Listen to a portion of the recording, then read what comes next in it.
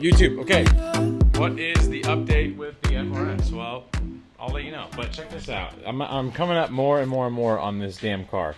So this battery that was inside it is a battery that's new from Toyota, and check this out.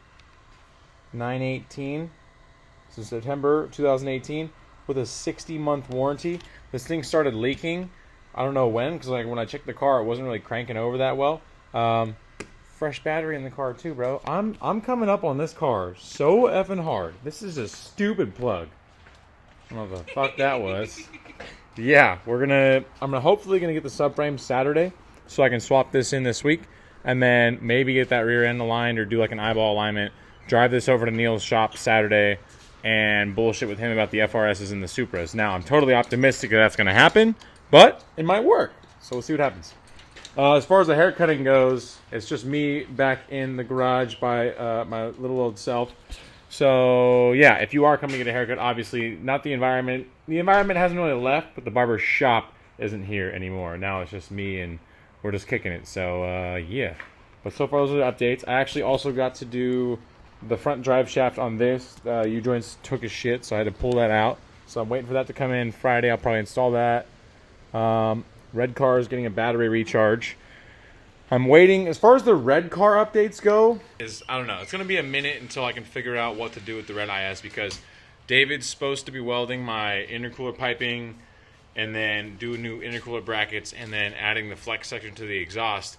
Problem is, he's been super busy when I was trying to schedule time, and now he's having a kid like this week. So, I mean, I'm not putting the red car on the back burner. I'm just kind of like waiting for my homie to hook me up and do that because he owes me. So it'd be nice if I had a TIG machine myself, or Prue's had a TIG machine, then we can handle it, but we can't. So yeah, maybe in the next house we'll do like a future TIG machine purchase, and then we can just get good at welding. And then I don't need, that's like the only other thing I need to do when I outsource people is to like have something fabricated, and to be able to have that skill of like fabricating aluminum. That would like eliminate so many fucking delays that I've ever had on any of these builds. So I'm gonna shoot for that going like in the future. The 1JZ update is, what is the update? Andrew gave me an alternator. Turns out I have the old alternator from the other IS as well. Anyway, so I have 3 alternators, but I'm probably gonna pull this one off because it's disgusting. I'm waiting for my drift motion seals to come in to seal this water pump. New thermostat's coming in with a new O-ring because I didn't trust that one on that pipe. I thought it was going to leak. As far as the water lines go, I'm going to loop these on the top of the neck. I had to buy a new water temp sensor because somebody blasted this thing off and just broke it. So water temp sensor is going to come out, new one's going to go in. This is already resealed. Everything's tightened down. Oil pan's bolted. I just got to drill and tap these sides for bolts and then do that with the turbo. I'm not running coolant lines on this turbo at all. I'm just going to run the oil lines. And I'll cap everything else off. So like this will get capped, this will get capped. And then I think that's pretty much all we have to do. I have to deal with the wiring rat's nest over there. Just kind of ugly. And then the coil injector, or the coil plugs have like those little pigtails. The little white connector on the inside is kind of like all missing in all of them. So I'll have to figure out adding those, or I can buy some on Amazon. Here is a, like a warning if you're going to buy CX Racing turbo kit stuff. Now this is obviously like an overproduced thing that they do. Fine, whatever, so be it. You would just think they would have fitting or fitment dialed in.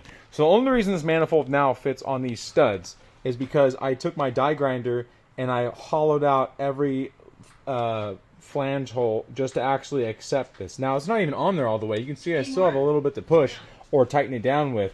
But once it's on there, it's not coming off because of the way that I didn't hollow out enough. So it's because my die grinder bits fucking broke off. Those carbide bits broke. But it fits well over here, not down there. You can see that right there. And then on this far side, it's garbage fitment over there. So yeah, CX Racing's fitment is annoying. It's very, very, very close to the thermostat housing. I have no idea how that's going to go. I guess we'll have to see once it's bolted up. This manifold will not be coming off while the turbo and stuff is in the IS, because the IS has no room in the engine bay. So everything's going to be bolted and dropped in. That 4-bolt, I probably should get rid of that wastegate, and I probably should do a V-band wastegate. but I'm not paying for a good one because I'm trying to do this budget build and see how this goes. Tensioner's good. Timing belt's okay.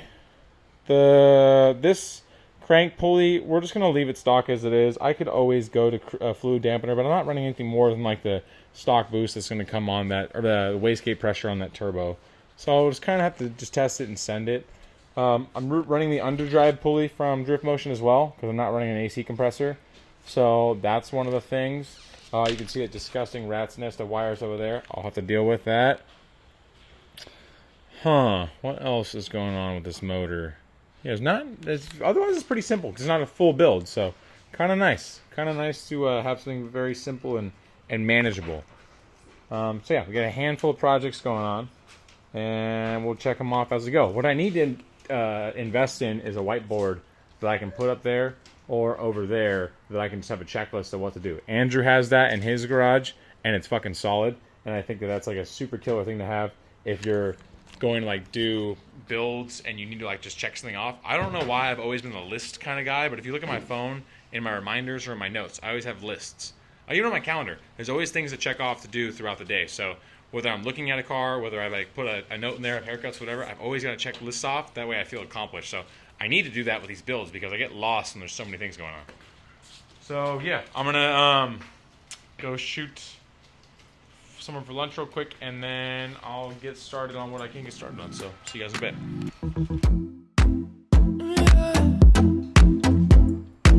Popping YouTube.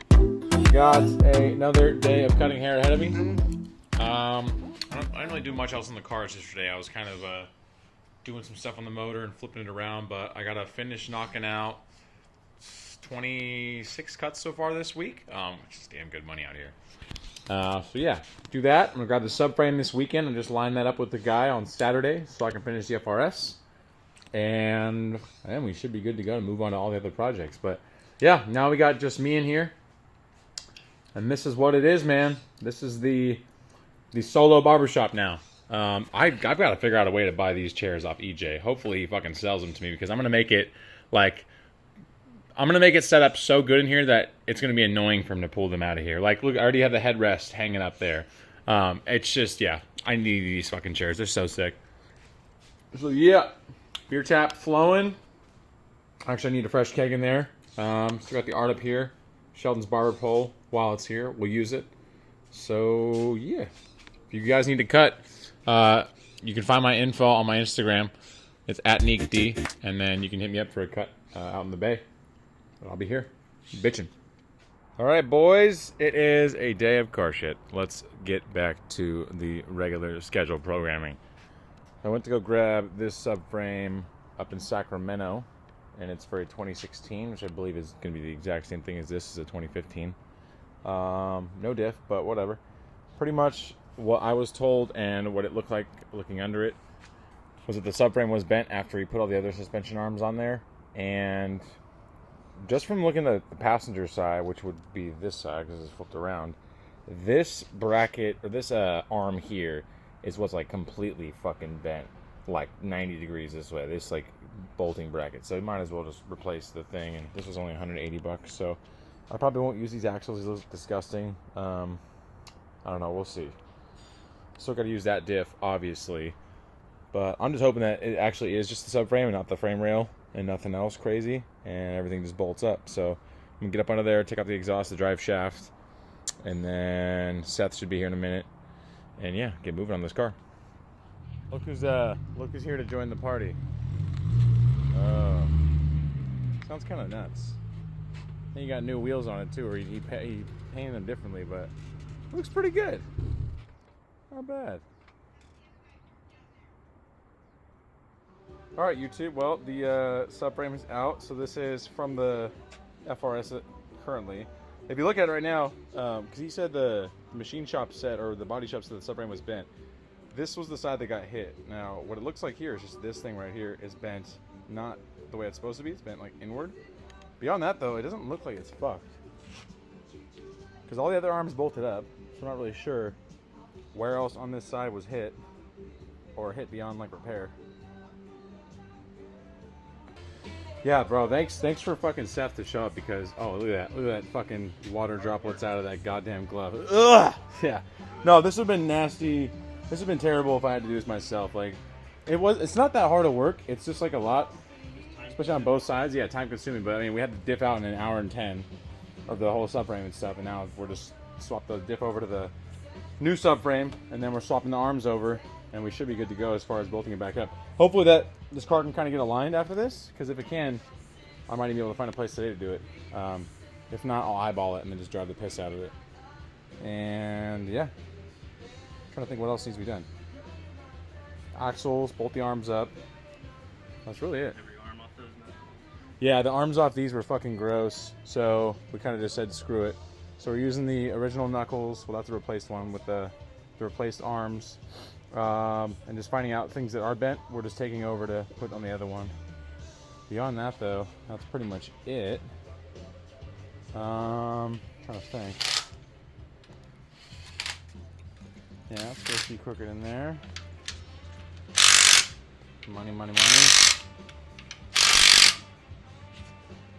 Sick.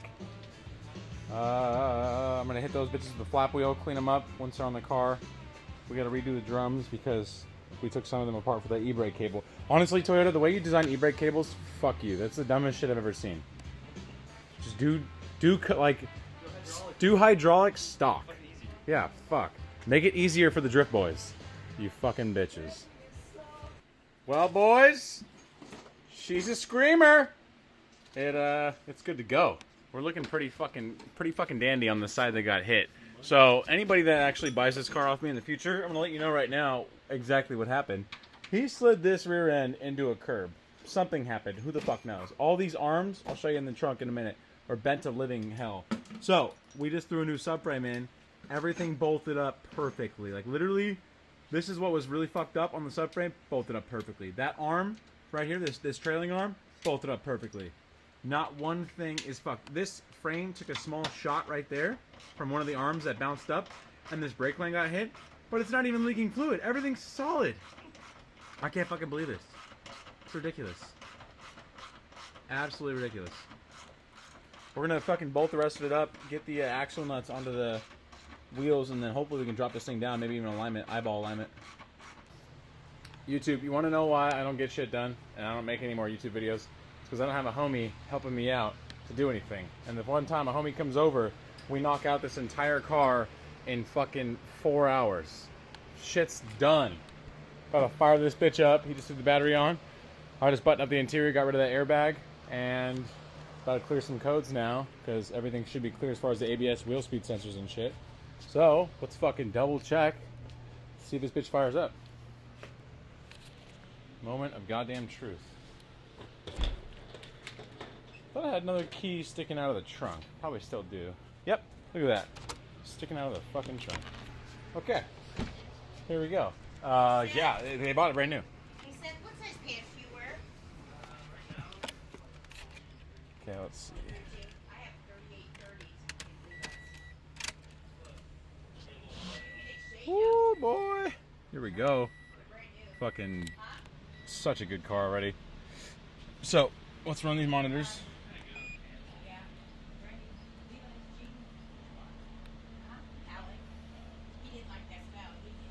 Let's see what we got going on. Last time I checked this, there's only 2 codes. Oh, now we got 1 code. Let's see what the 1 code is. Vehicle speed sensor, which was the wheel speed sensor last time, so let's just clear that because I'm pretty sure it's good to go. I had already gotten him 2 or 3 new pairs the other day. And I didn't know he had those in his trunk from Christmas. I was like, what the fuck? Alright. Let's see what happens. Please go away, lights. There's so many fucking lights on this thing. Oil went away. ABS is still on. Airbag is still on. Let's see, the brake goes off. Brake's off now. Back left. Perfect. On the inside. 2 chunks missing. Yeah. So it's not really holding there for you have to put it. It seems okay so far. So the door, I wonder why the engine light's stalling. I just cleared. Maybe you have to drive it for a little bit to do the ABS speed sensor? Yeah, there's misfire though. You want me to move this car? Well, what's his name? Neil said it goes into limp mode when the speed sensor code is in there. Yeah, it's still in limp mode, so I can't rev past $4,000. So I wonder how. Think so? Well, it's idling. Unfortunately, it looks like we do not sell them. You have to go to the dealer. Says you have them online. Yeah, you got the part number? ABS SU1 4250. Let me see if anybody around me has it. It says my Bailey store has one. My East Cleveland store has one. Other than that, I would have to order it. Bailey or what? East Cleveland. East Leland. Why does that sound familiar? Oh, it's Pittsburgh, right? Pittsburgh, yeah. Okay, for sure. I'll just head over there. All right. Thanks, man.